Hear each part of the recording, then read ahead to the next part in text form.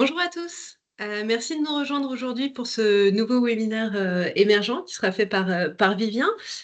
L'idée qu'on a, c'est de faire un point pendant, on va dire, une demi-heure, un peu sur l'outlook global, nécessairement revenir sur la première partie, en tout cas les premières semaines de la nouvelle administration américaine, l'impact que ça peut avoir sur notre ensemble émergent.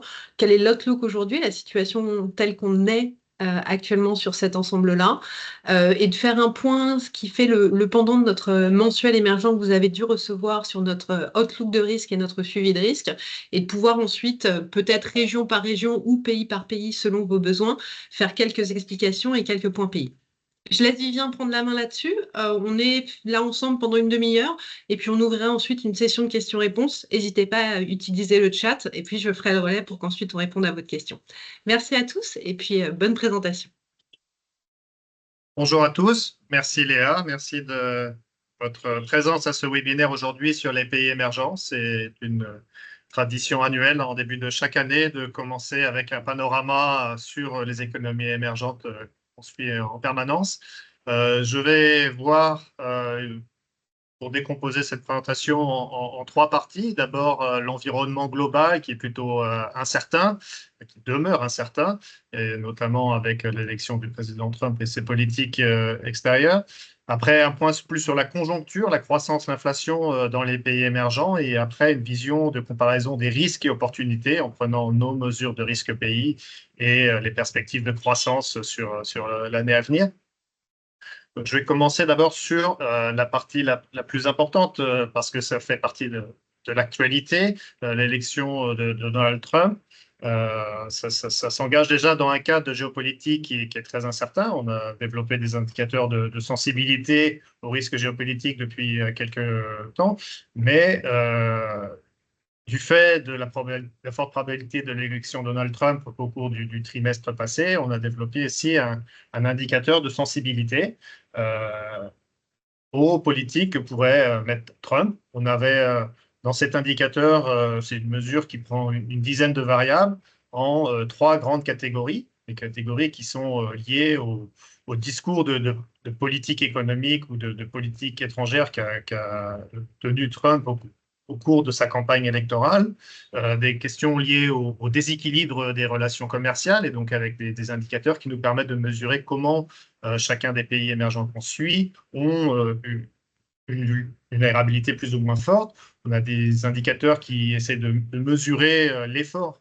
à la sécurisation mondiale et des indicateurs qui sont liés à l'immigration, qui est aussi un thème important de la campagne de Trump et qui a un rôle non négligeable à la fois sur l'économie américaine, mais aussi sur les économies émergentes, dans certaines où les remises de travailleurs à l'étranger sont très importantes. Donc, on a vu aussi depuis quelques semaines que depuis son investiture que les annonces de Donald Trump sont fortement concentrées sur ces questions d'effets politiques, sur l'application de droits de douane, sur l'immigration et la déportation de migrants illégaux aux États-Unis. Et ce qui est particulièrement surprenant parce que les décisions politiques de nature économique sur la croissance, sur l'inflation, ont été moins importantes au cours des derniers jours. Donc, ça montre bien cette stratégie liée à l'environnement, la politique étrangère des États-Unis. Et donc, du coup, ça amène à dire qu'il y a beaucoup de conséquences, d'implications sur les économies émergentes. Et c'est ce qu'on veut mesurer grâce à cet indice. Les outils de négociation de Donald Trump sont surtout des outils qui visent à assurer, à démontrer la puissance géoéconomique, la puissance stratégique des États-Unis à court terme, mais les effets peuvent être importants. Alors, comment sont les résultats sur un ensemble de pays? Je ne vais pas présenter les 100 pays tout de suite, mais vous voyez que sur on additionne les trois dimensions, commerce, sécurité, immigration. Il y a deux pays qui sont particulièrement sensibles, le Mexique et la Chine, qui sont tout en haut, avec des indicateurs qui sont proches de 50 ou au-dessus de 50, sur une échelle de 0 à 100. Donc, c'est les deux économies les plus vulnérables parce qu'elles sont fortement intégrées à la fois commercialement, mais aussi en termes d'immigration. Et donc, leur contribution aussi à l'effort de sécurité mondiale sont importants. Donc c'est ces deux pays qui ont le plus de vulnérabilité. Et comme on l'a noté au cours des derniers jours, ces deux pays, en plus du Canada, et ce n'est pas une économie émergente, ont été les premiers à avoir des notifications sur la hausse des droits de douane. Donc on se rend bien compte que ces indicateurs qu'on avait depuis quelques semaines, quelques mois, anticipaient bien les risques que pouvait engendrer la politique de Donald Trump. On retrouve dans cette liste de pays beaucoup de pays d'Asie, l'Inde, le Vietnam, les Philippines, des pays d'Amérique latine, mais surtout d'Amérique centrale, qui sont très exposés en Amérique centrale via les relations migratoires, via l'impact des remises des travailleurs à l'étranger sur l'économie, sur leurs économies domestiques, qui sont très importantes. Donc c'est des pays qui sont très sensibles justement sur la question immigration. Mais quand on regarde en gras les grands pays, on en a trois qui sont particulièrement sensibles, mais on a une liste d'autres pays émergents, la Pologne, le Brésil, la Turquie, où leur vulnérabilité elle est plus contenue, et donc l'impact direct des mesures de Trump sera plus limité. On peut aussi signaler que lié à cette stratégie de reconcentration sur l'économie domestique, sur la démonstration de la puissance américaine, la décision des autorités américaines de fermer les programmes de financement d'aide au développement américaine ont aussi un impact considérable, donc pas forcément sur les grands émergents qui ont des ressources, mais sur la suspension de programmes dans le domaine humanitaire ou sanitaires auront des implications qui sont assez fortes au Proche-Orient. Il y a des programmes d'aide aussi sur la stabilisation géopolitique, oui, que ce soit au Proche-Orient, que ce soit dans des pays en conflit comme l'Ukraine, comme l'Afghanistan ou l'Éthiopie, aussi le Congo. Donc, des pays peuvent avoir des impacts liés aux décisions de nature de politique étrangère de l'administration Trump. Et donc, quand on combine cet indicateur de vulnérabilité à Trump, là, on l'a combiné avec un indicateur sur la distance géopolitique. Donc, c'est un indicateur qui est inclus dans notre mesure plus globale de sensibilité géopolitique.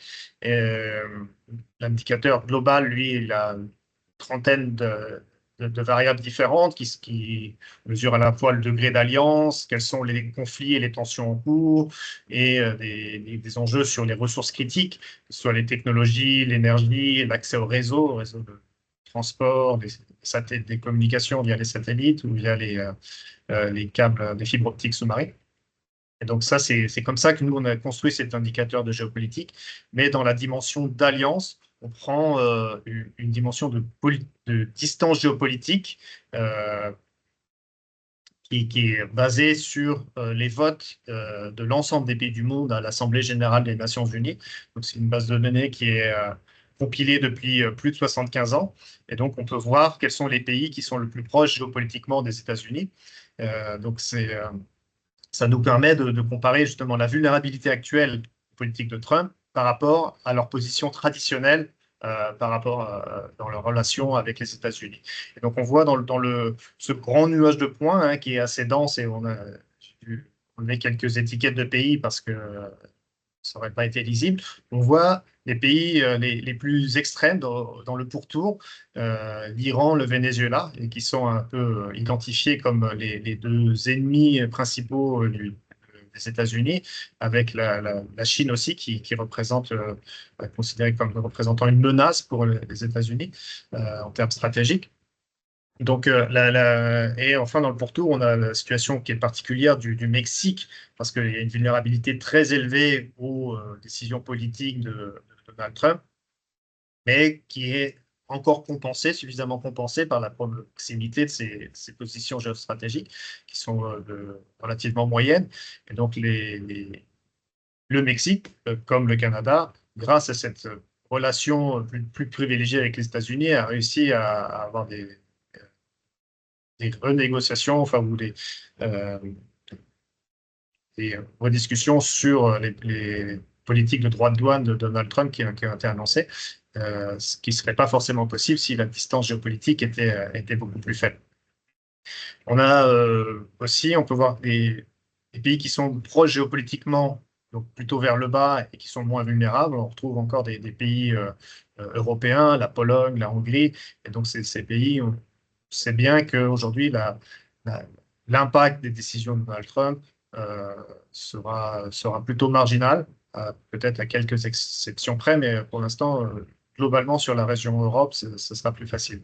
Et quand on regarde plutôt au cœur du nuage de points, les pays qui ont une distance intermédiaire avec les États-Unis, euh, on a un contraste entre les pays d'Asie et les pays du Moyen-Orient, parce qu'ils ont la même distance géopolitique, mais l'Asie est plus vulnérable en général aux décisions politiques de Trump, alors que enfin, sur l'Amérique latine, les effets sont plus ambigus. On a des pays qui sont très proches géopolitiquement, mais qui sont très sensibles, comme en Amérique centrale. Mais il y a des pays qui sont aussi proches, mais qui ont moins de relations commerciales ou de relations de nature sécuritaire, qui fait qu'ils sont plus protégés des choix, des décisions de tarifs douaniers par l'administration Trump. On reviendra un petit peu après sur la question des tensions géopolitiques, parce que ça fait partie de ce qu'on peut regarder en termes de mesures de risque, parce qu'il faut bien se rendre compte qu'on est dans un contexte où il y a une persistance des risques structurels. Donc, le risque lié à la décision de Trump s'ajoute aux éléments de tension géopolitique. C'est pour ça qu'on avait développé cet outil auparavant. Mais on peut noter le risque environnemental, le risque économique et politique. Ça, c'est plus traditionnel chez Tech Economics et on va étudier ces résultats par la suite. Mais donc, on a déjà un contexte où il y avait des risques structurels importants et on ajoute une dimension à court terme qui ajoute des tensions sur les économies émergentes. Justement, quels sont les profils de croissance économique dans les économies émergentes? Faut bien noter qu'il y a plusieurs facteurs globaux qui vont avoir un impact, donc, notamment la dynamique sur les économies les plus avancées. Dans nos analyses sur la performance conjoncturelle, l'économie américaine se tient bien, elle est plutôt robuste, la consommation des ménages est toujours robuste, on a une baisse en cours des prix de l'énergie, des prix des loyers, on a une augmentation du prix des actifs, donc ça fait un cycle d'augmentation de la confiance des ménages. On a une politique d'offre qui soutient cette demande, donc la performance de l'économie américaine est plutôt robuste. Et alors que la politique monétaire devient moins restrictive, les conditions de financement s'améliorent progressivement. À l'opposé, sur les zones euro ou Japon et Royaume-Uni, on a des faiblesses de la croissance avec notamment des divergences de politique monétaire. Le Royaume-Uni et la zone euro sont dans des cycles de desserrement monétaire, alors qu'au Japon, la Banque centrale augmente ses taux. Le deuxième facteur global sur l'économie mondiale sont les prix du pétrole. C'est toujours notre thermomètre de la situation économique mondiale. Et donc, nous, on fait des projections de prix du pétrole à partir des écarts d'offres et demande sur un horizon de 12 à 18 mois. Donc, on se rend compte sur les questions d'offres, donc c'est la courbe bleue sur le graphique de gauche, que l'offre de pétrole devrait augmenter assez fortement au cours des prochains mois, notamment avec la hausse de la production des pays non OPEC, principalement les États-Unis. On s'attend à ce qu'ils produisent plus de produits pétroliers. Et pour les pays producteurs membres de l'OPEC, il y a des quotas de production qui sont toujours appliqués, mais ils devraient être réduits graduellement. Donc ça, c'est l'hypothèse de base sur l'offre. Aujourd'hui, les quotas représentent pratiquement 6 millions de barils par jour qui ne sont pas mis sur le marché par les pays OPEC. Donc c'est vrai que pour les pays producteurs, il y a une perte des parts de marché sur ces barils, mais la réduction sera que graduelle, surtout qu'en termes de demande mondiale, donc le volume total de pétrole consommé dans le monde restera plus atone dans les prochains mois et plutôt volatile, parce qu'on a des performances macro qui sont plutôt mitigées, plutôt favorables aux États-Unis, mais dans les autres économies avancées, on je disais juste avant qu'il y avait un ralentissement conjoncturel. En Chine, qui est la deuxième puissance économique mondiale, la consommation marginale de pétrole baisse. Ils ont besoin de moins en moins de pétrole pour produire autant. Donc, la demande ne va pas continuer à croître comme ça avait été le cas au cours des dernières années. Et donc, ce qui entraîne une accumulation progressive, on le voit sur ce petit histogramme vert, accumulation d'un surplus d'offres de pétrole. Et donc, ça se traduit, si un excès d'offres, par des projections de baisse des prix. Donc, notre scénario indique une baisse progressive vers 60 dollars par baril en 2025. Donc, les tensions qu'il y a en ce moment, ça génère un peu de volatilité, puis il y a des effets d'investissement sur les marchés, et donc les prix sont restés hauts ces dernières semaines, ont remonté. Mais globalement, on s'attend à ce qu'il y ait une baisse d'environ 10% au moins en 2025, alors qu'en 2024, les prix sont restés quasiment stables, ils ont juste reculé de 3%. Et nous, ce scénario de baisse, on l'avait avant Trump. Il n'était pas, on montait dans notre scénario à un niveau un peu plus élevé parce qu'il y avait moins d'offres excessives, mais on avait cette tendance baissière sur la fin de l'horizon qu'on continue à avoir, mais de façon plus accentuée. Et les prévisionnistes de marché sont aussi en train de réviser leur scénario des cours de pétrole à la baisse. Le consensus est toujours hétérogène, mais la moyenne autour de 73 dollars par baril à fin 2025 est en train de baisser et s'approche plutôt des 60 dollars comme nous on est en train de voir. Par contre, ce qu'il faut noter dans le consensus, c'est qu'il y a beaucoup d'hétérogénéité.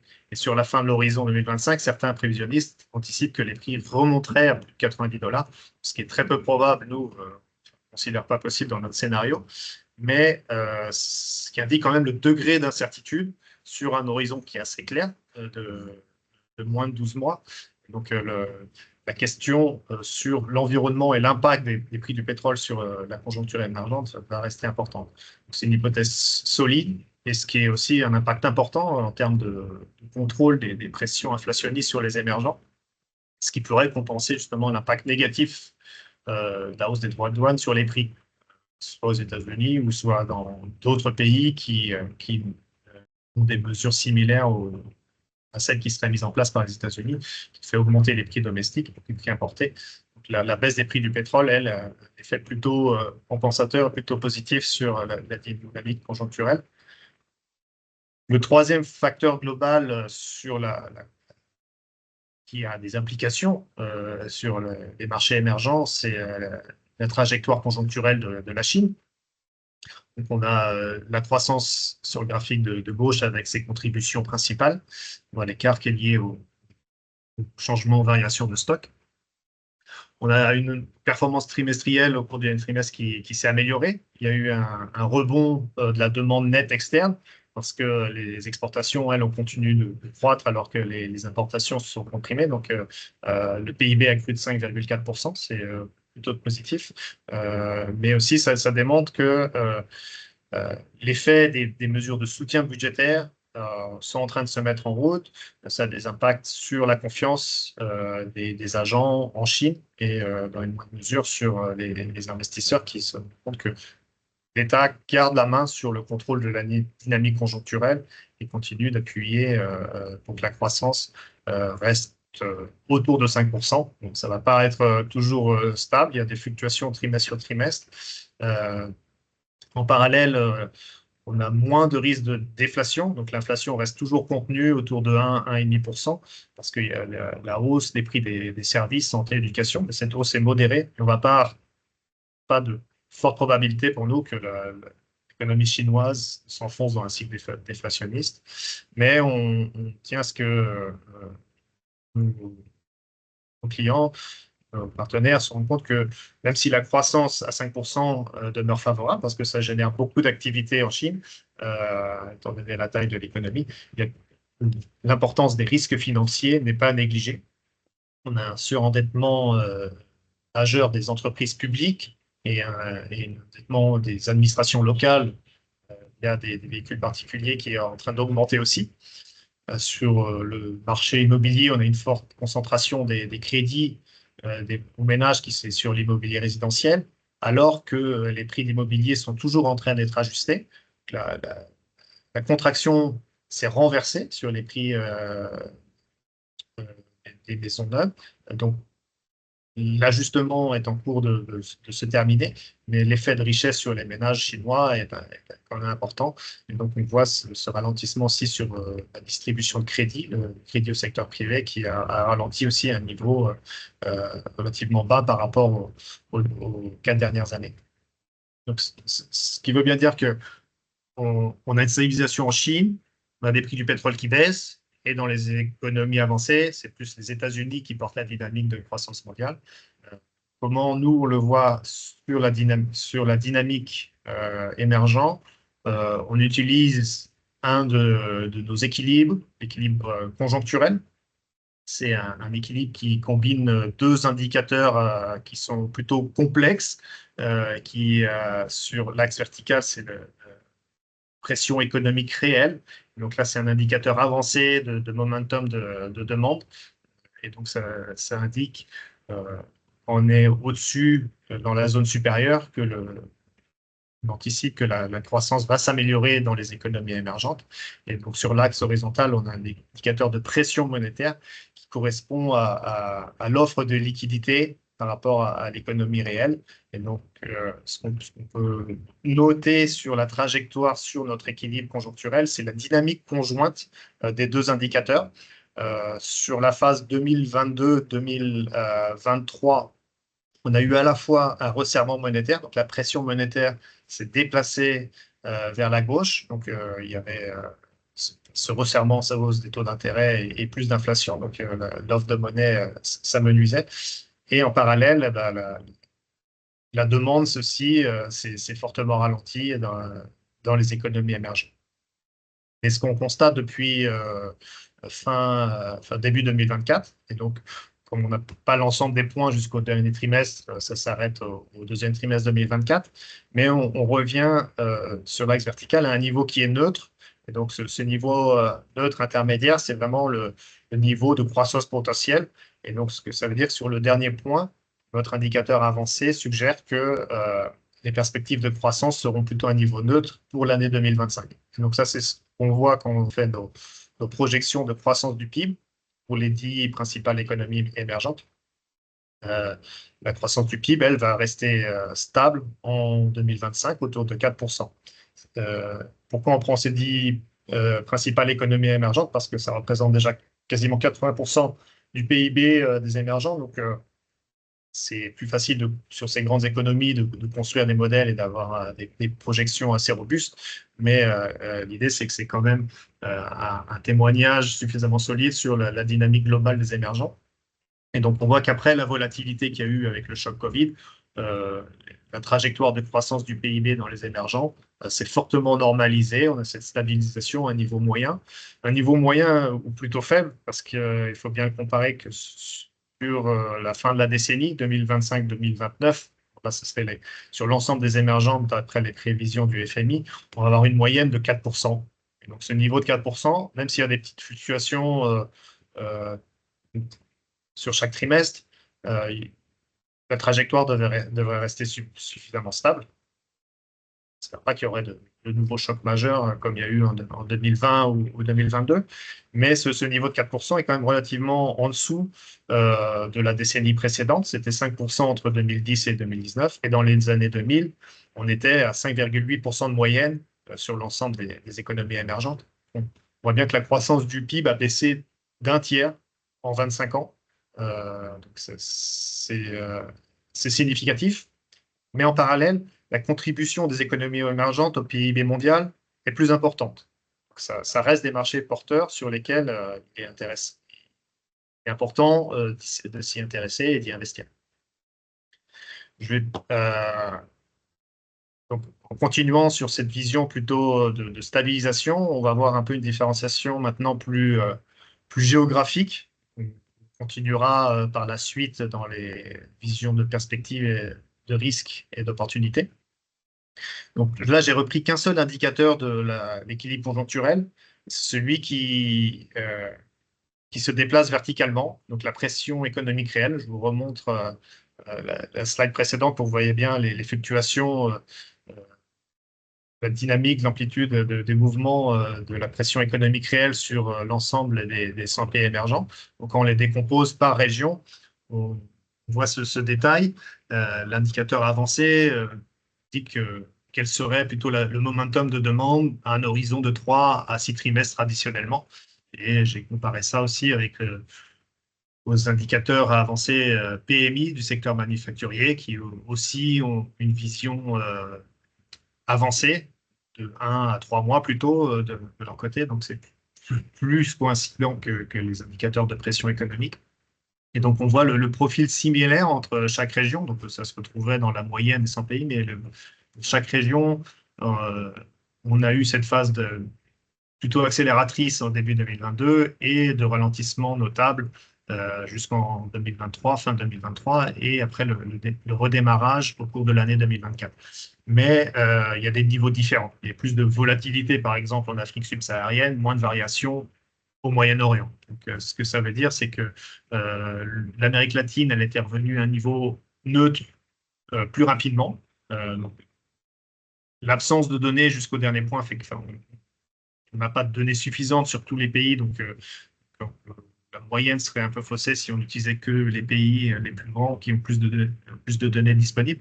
Mais ce retour à ce niveau neutre début 2024 nous confirme que les perspectives vont être plus stables, qu'on va être plus proche de la croissance potentielle en 2025, qui est relativement moyenne. C'est plutôt un écart à cette tendance qu'on essaye de voir là. Et donc l'Asie, on a le rattrapage qui est en cours au cours des derniers trimestres. Et donc on retrouve à ce point d'équilibre. Et donc la croissance dans les économies asiatiques, elle va devenir moins défavorable au cours des trimestres à venir. Et donc, ça se voit aussi par les indicateurs de confiance d'environnement dans les affaires qui sont plus favorables.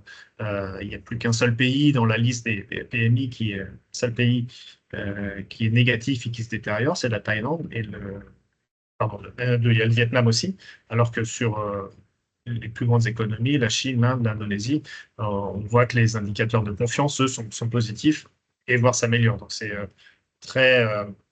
plus encourageant pour la zone asiatique.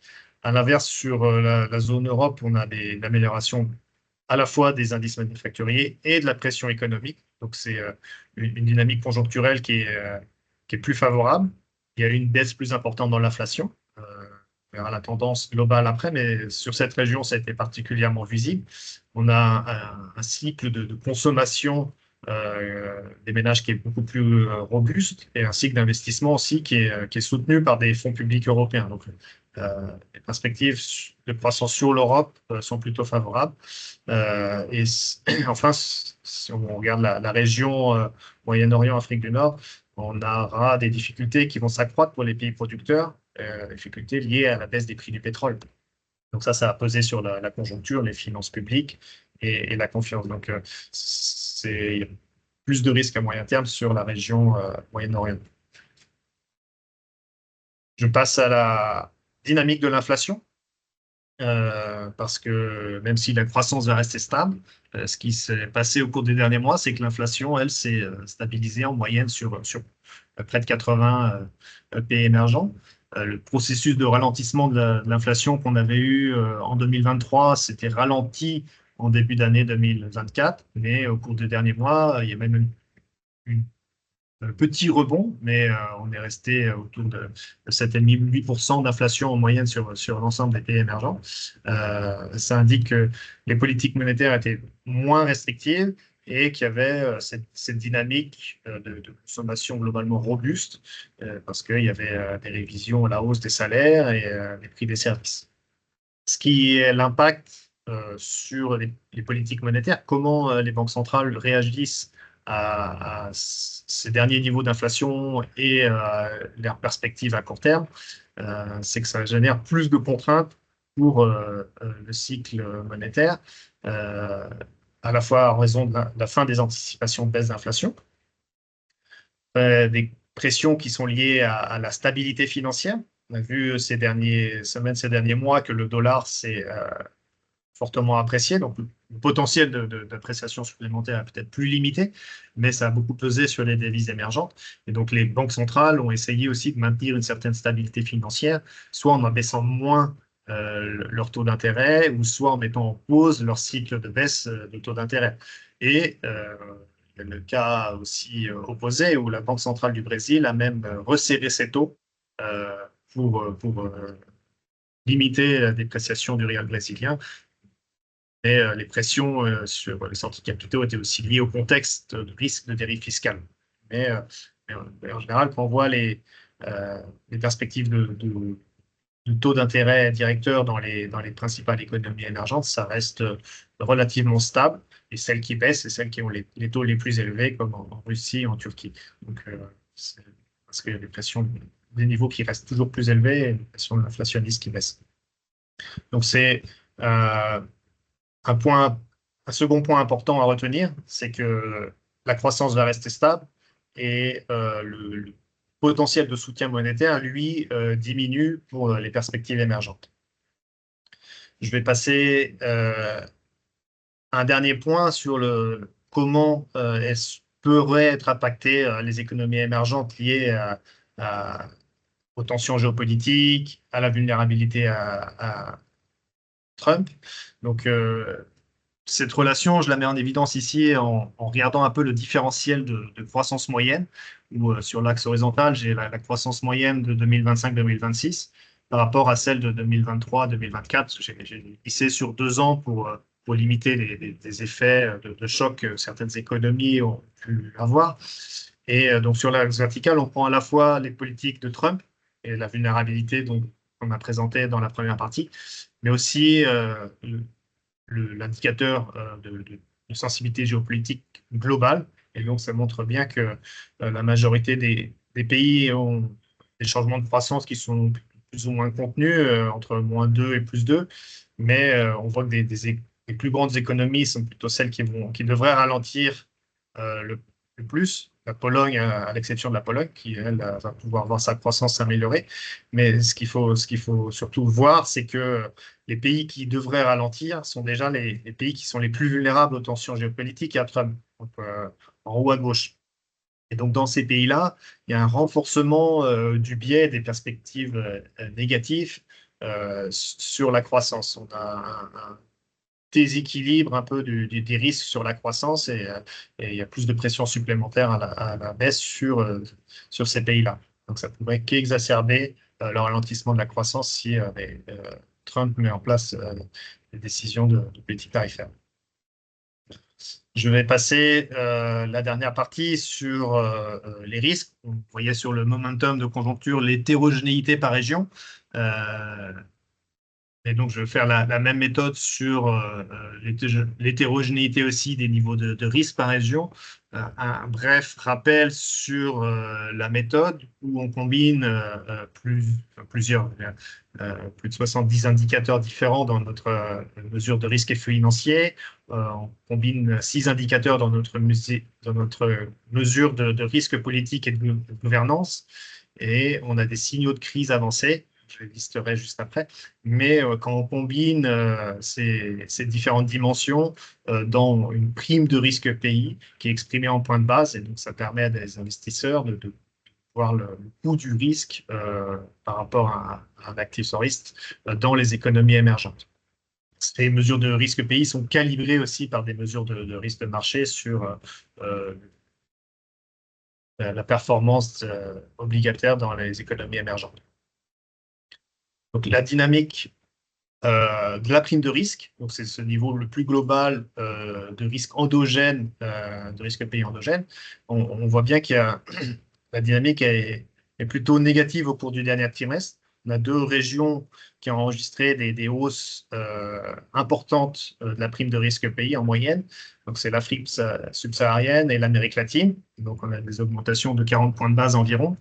Et donc, ça reflète bien l'intensification des vulnérabilités, cette détérioration de la prime de risque dans le contexte géopolitique plus incertain et l'exposition pour les pays d'Amérique latine notamment aux inflexions de la politique de Trump.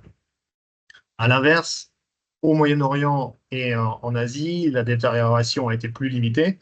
Enfin, en Europe, pardon, le niveau de risque, lui, s'est stabilisé. Et donc, ça redevient la région la plus favorable. Ce qu'on peut constater deux choses, c'est que les derniers niveaux de risque sont supérieurs aux moyennes historiques. C'est redevenu inférieur par rapport au pic de 2023, mais par rapport aux moyennes, si on les prend depuis les années 2000, on est à des niveaux supérieurs. Donc, ça démontre bien l'intensité des pressions et des vulnérabilités dans les économies émergentes. Et deuxième point qu'on note, c'est qu'il y a une augmentation de la divergence au sein des émergents. Les deux zones, et ça se révèle aussi par pays, qui sont les plus risqués, l'Afrique et l'Amérique latine, sont les deux zones qui se détériorent le plus. Et donc, du coup, ça démontre toute l'hétérogénéité du panorama des risques pays dans les émergents. Je liste aussi les signaux avant cette crise. C'est pas quelque chose qu'on fait souvent, mais c'est important de le souligner parce qu'il y a 25 pays sur les 100 qu'on suit qui ont des signaux de crise avancés. On a deux types de signaux de crise qui sont les ici, soit des signaux de crise, donc la probabilité est très forte, ou si c'est simplement une indication de vigilance, la vulnérabilité à un choc est significative. Et donc, on peut déterminer les signaux de crise avancés par type et par horizon. Et donc, ça témoigne bien de cette hausse de la vulnérabilité dans les émergents depuis le début des années 2020. Et ça nous aide, nous aussi, à clairement mieux anticiper quels sont les facteurs de risque et comment peuvent se matérialiser des chocs ou des ajustements sur ces économies émergentes. Il y a eu 5 nouveaux pays ajoutés. Ceux qui ont lu le Monthly Comment vous rappellerez que ce sont des pays principalement en Amérique latine, Bolivie, Dominique, l'Uruguay, le Venezuela, également le Bangladesh a une indication de vigilance. Il y en a une nouvelle aussi pour le Mozambique qui n'était pas indiquée, mais qui avait déjà un signal de crise sur le champ. Donc, ça veut dire que c'est une économie qui est particulièrement vulnérable et qu'il faut faire attention, qu'il faut se couvrir de tous ces risques majeurs. Voilà la vision panoramique du monde avec la carte des primes de risque. Région par région, et je vais essayer d'aller succinctement sur chacune pour que j'ai le temps de découvrir totalement. On présente à la fois une carte pour voir le niveau de prime de risque en fonction de leur niveau, avec les pays en rouge qui sont les moins performants et en vert les plus performants.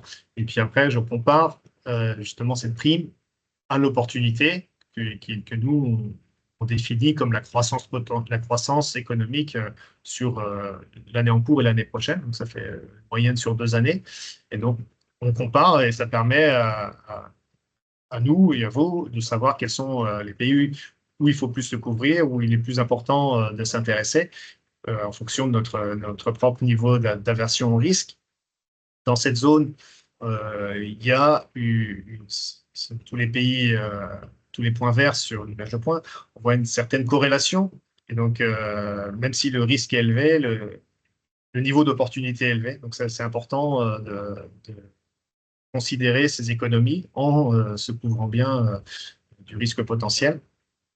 Si je voulais souligner quelques pays comme le Mozambique ou la Côte d'Ivoire, où on a des niveaux de risque des primes de risque qui sont élevés.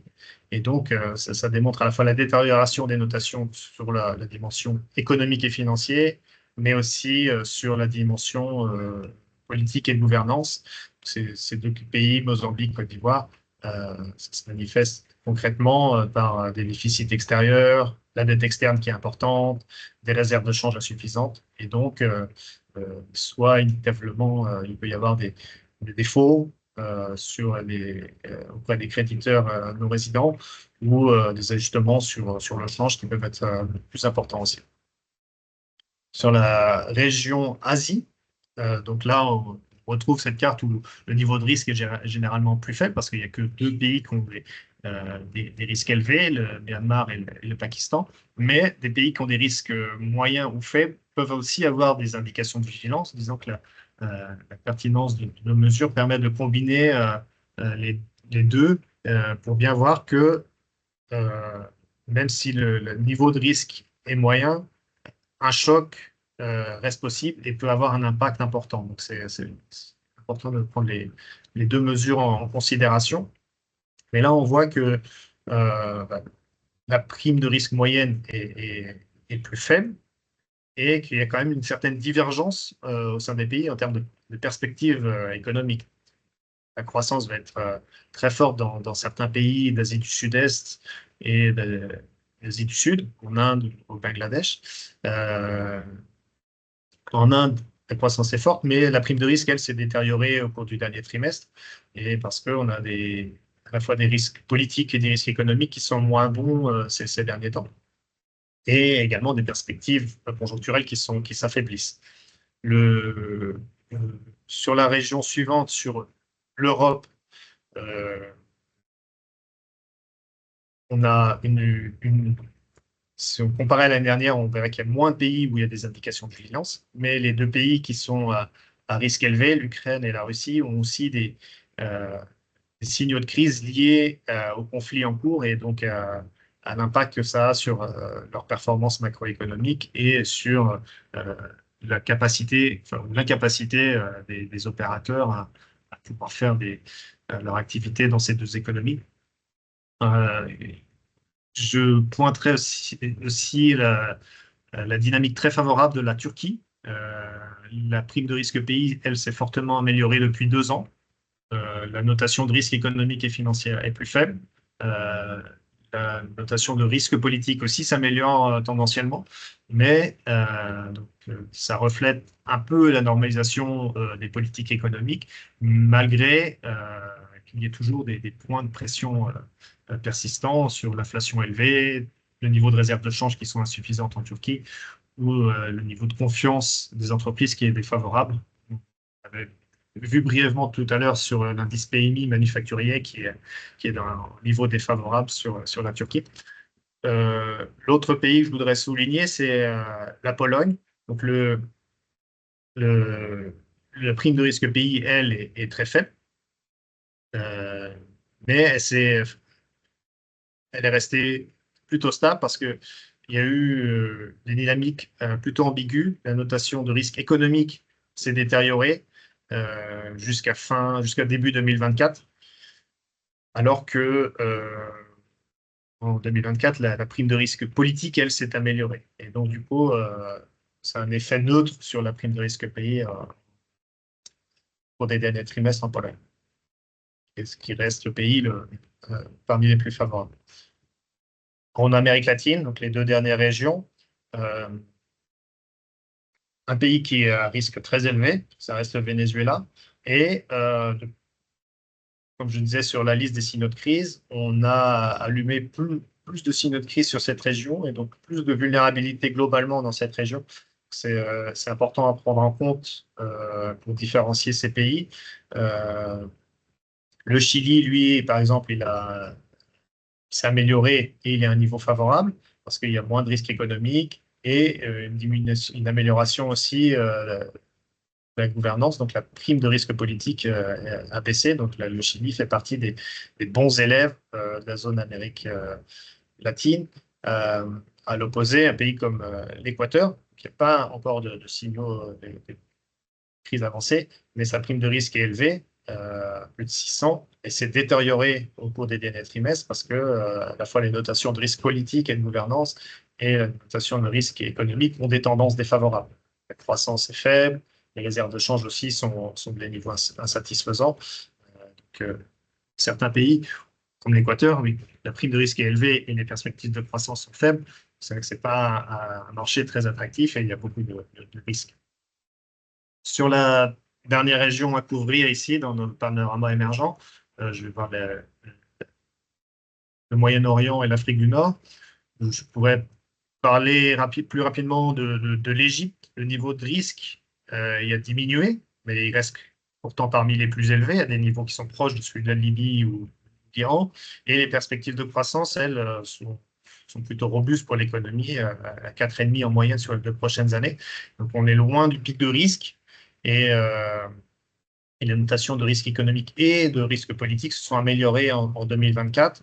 Donc, l'Égypte est très comment dire, dépendante au soutien international, au financement extérieur des pays du Golfe et du FMI, parce qu'il y a des plans en cours. Et ces financements ont pour but de réduire les pressions internes et externes, mais il y a quand même de l'inflation. Donc notre signal sur l'Égypte s'arrête à la fin de l'année. Et donc, si vraiment l'Égypte est en mesure d'avoir des flux de capitaux entrants via les partenaires extérieurs, ça pourrait réduire fortement le niveau de risque dans l'année. Pour conclure, j'espère que ça a été clair et intéressant, mais je vais rappeler quelques messages clés en cette fin de présentation. Le panorama des économies émergentes, il est de fait dépendant de la politique américaine. Donc, ça crée une incertitude supplémentaire, même si on sait quels sont les pays les plus vulnérables via notre indicateur. Ce fait politique américain vient s'ajouter au contexte de risques exogènes qui sont importants, les risques liés à la transition écologique, changement climatique, un risque de tensions géopolitiques qui sont mesurés et bien perçus, et puis après les risques qui sont liés à l'innovation, à la démographie. Donc ce contexte-là peut générer certaines opportunités dans ces pays émergents. On a des perspectives conjoncturelles dans les émergents qui sont relativement médiocres et avec des risques d'ajustement à la baisse qui augmentent. En termes de différenciation par zone, l'Asie a des performances relativement meilleures, et voire l'Europe aussi dans une moindre mesure, mais les vulnérabilités intrinsèques à la fois à Trump et aux conditions endogènes, aux vulnérabilités endogènes, sont plus fortes en Amérique latine. Merci Vivien. Je vous propose qu'on passe sur une séance de questions. N'hésitez pas, il y en a déjà quelques-unes qui sont posées dans le chat à rajouter si besoin ou s'il y a des pays d'importance. En attendant, je prends le relais juste Vivien sur la question première et puis je te laisse prendre connaissance des autres points. Sur votre question, même si effectivement le sujet aujourd'hui c'est plutôt un focus émergent US, que pourriez-vous nous dire rapidement sur l'indice de vulnérabilité France, États-Unis et chaque autre pays européen? Donc quelques mots rapidement sur ce thème-là. Effectivement, la question des tarifs douaniers dans ce second mandat Trump pose des défis différenciés. La situation n'est pas homogène, comme vous le soulignez. Sur les pays européens, en fonction à la fois de leur structure économique et de leur dépendance aux échanges avec les États-Unis. Sur le premier point, si je prends un peu de recul sur cette question même des échanges, pour l'instant, de ce qu'on voit sur ces 3 premières semaines de mandat, les tarifs ne sont pas uniquement une mesure protectionniste, c'est aujourd'hui, et c'est ce qu'on voit avec ce qui est fait au Mexique et au Canada, un levier stratégique utilisé pour obtenir des concessions économiques et politiques tout en maintenant une posture de fermeté. Et donc, l'impact immédiat, en tout cas à la journée aujourd'hui, reste limité sur les questions Mexique et Canada étant en pause. Et sur la Chine, on pense qu'il y a aujourd'hui totalement capacité de l'économie chinoise à absorber ce choc supplémentaire de 10% du tarif. Le véritable enjeu pour nous intervient effectivement avec la question européenne et ce qui est fait aujourd'hui et ce qui va être fait parce qu'on l'attend en termes de propositions de l'administration américaine sur de possibles hausses des tarifs avec l'Europe. Et c'est pour nous un peu le point de bascule qui déterminera si on reste dans une phase de négociation comme on l'a vu avec le Canada ou le Mexique, ou si vraiment on bascule dans une escalade commerciale. Sur les questions d'impact et les questions pays, alors il est toujours extrêmement compliqué aujourd'hui de voir quels sont les impacts des modèles sur les croissances et l'inflation qui dépendent à la fois des effets de retaliation, qui est taxé, à quelle hauteur. Ce qu'on peut dire quand on reprend nos indicateurs de vulnérabilité à Trump sur les États européens, c'est que l'impact est asymétrique. L'Allemagne est en première ligne, suivie ensuite par l'Italie, dans une moindre mesure la France, et que c'est en fait la réponse européenne qui sera déterminante. Est-ce qu'il y a une réponse on va dire collective? Est-ce qu'il y a un alignement forcé?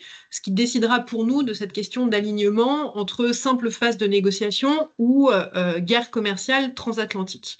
Sur les points pays, rapidement, la France n'est pas celui qui est le plus à risque dans notre indicateur. La vulnérabilité est plutôt modérée, peu exposée directement aux exportations vers les États-Unis, mais un impact en fait indirect via les chaînes d'approvisionnement, certains secteurs types, je pense notamment à l'aéronautique et au luxe, et effectivement via des effets de second tour avec des économies qui, elles, sont plus vulnérables. Le premier lieu, l'Allemagne. L'excédent commercial, son industrie automobile font-elles la privilégiée. L'Italie également. Pourquoi? Parce qu'il y a une dépendance forte sur les exportations industrielles, même si le poids est plus réduit que l'Allemagne. Et puis l'Espagne, là aussi, vulnérabilité plus limitée, plutôt côté France que versus Allemagne-Italie, parce que également pour l'Espagne, l'économie est plus tournée vers l'Europe, vers l'Amérique latine, ce qui la protège partiellement, mais avec un ralentissement de la demande mondiale qui affecterait son secteur exportateur. Donc voilà, un peu rapide, histoire de faire les points, mais ça ne manquera pas de faire un webinaire global sur Trump. Je pense que ça sera une question sur les prochains points. Je reprends quelques questions qui sont posées là-dessus, Vivien. Peut-être sur les points et les pays. Il y a une question notamment sur les pays à risque. On met les questions d'Égypte. Est-ce que peut-être un point particulier, je vois que sur la partie, la zone MENA, peut-être un point sur l'Égypte, et puis toujours cette question, effectivement, on a Égypte, Pérou qui dans nos notations globales de risque sont à des mêmes niveaux, mais peut-être avec la précision sur même s'il y a un même niveau, il y a effectivement des composantes différentes en sous-jacent. Oui, j'ai vu plusieurs questions particulières sur des pays, donc on pourrait dérouler le détail de notre diagnostic de risque pays sur chacun de ces pays. Le Pakistan, Madagascar, Argentine aussi, je vois, et l'Égypte, le Pérou. Alors sur l'Égypte, je disais que la situation s'est fortement améliorée et si la capacité du pays à accueillir, à recevoir ces flux se matérialise, la situation de l'Égypte va être beaucoup plus favorable. Donc la croissance va être plus durable.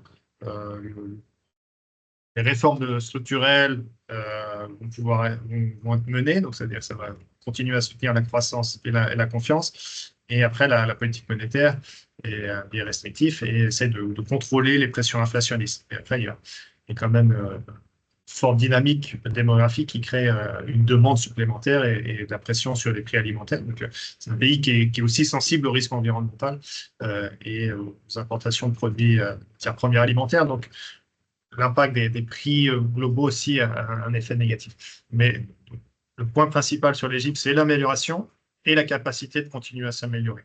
Après, il faudrait que le diagnostic du Pérou, je ne l'ai pas en tête. Donc, il faudrait que je fasse l'analyse individuelle. Sur le Pakistan, on a détérioration à la fois des notations de risque économique et des notations de risque politique. C'est un pays, je reviens sur l'Asie, qui est très mal situé en termes de risque. C'est vraiment important et cette dynamique est plutôt négative. J'ai voulu comparer aux opportunités et pas par rapport au niveau de risque précédent, mais au sein des pays d'Asie, le niveau s'était pas forcément détérioré, mais parce qu'il y avait des fortes améliorations dans plusieurs pays. Le Laos s'est beaucoup amélioré, le Sri Lanka s'est amélioré, mais en parallèle, que ce soit relativement stable ou une faible détérioration, certains pays se sont beaucoup plus détériorés, le Pakistan en fait partie. C'est un pays qui n'est pas en crise, mais où la situation est très vulnérable. Sur Madagascar, on a, c'est la première slide, on n'est pas à un niveau de risque faible, effectivement, c'est pas un pays en vert, et on a une certaine divergence. La notation de risque économique est favorable. Donc, on est sur notre échelle de 0 à 100, on est en dessous de 40, donc ça veut dire que c'est un niveau favorable pour le risque économique. Mais par contre, le risque de gouvernance et le risque politique est très défavorable, au-dessus de 60. Donc, quand on combine les deux, ça fait un risque intermédiaire moyen pour Madagascar.